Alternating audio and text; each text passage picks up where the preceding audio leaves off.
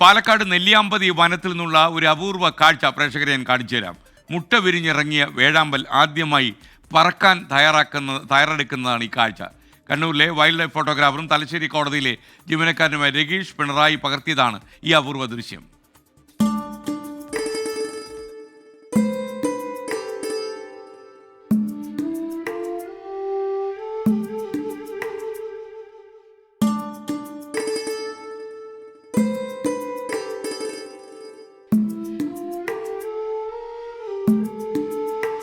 കഴിഞ്ഞ ചൊവ്വാഴ്ച രാവിലെയാണ് നെല്ലിയാമ്പതിയിലേക്ക് എത്തുന്നത്. അപ്പോൾ നെല്ലിയാമ്പതിയിലെത്തി ഇതിൻ്റെ നെസ്റ്റ് കണ്ടു. അപ്പോൾ ഇതിൻ്റെ ആൺകിളി ഇതിൻ്റെ ഫീഡ് ചെയ്യുന്ന ചിത്രങ്ങൾ നമ്മൾ കണ്ടു. അപ്പം ആ സമയത്ത് നമ്മൾ വീഡിയോ ഒന്നും പകർത്തിയിട്ടുണ്ടായിരുന്നില്ല.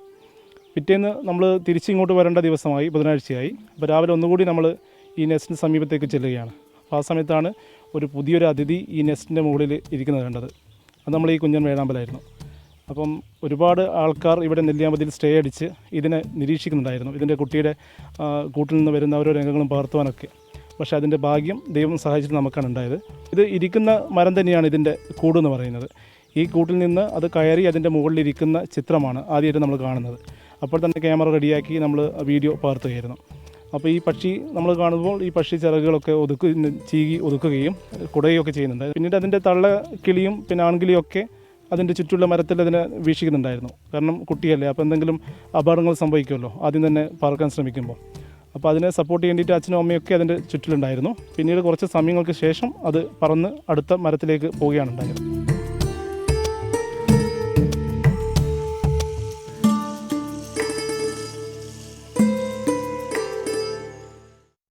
കുഞ്ഞു വേഴാമ്പലിൻ്റെ മനോഹരമായ ദൃശ്യം പകർത്തിയ വൈൽഡ് ലൈഫ് ഫോട്ടോഗ്രാഫറും തലശ്ശേരി കോടതി ജീവനക്കാരനുമായ രഗീഷ് പിണറായിക്ക് ഞങ്ങളുടെ നന്ദി.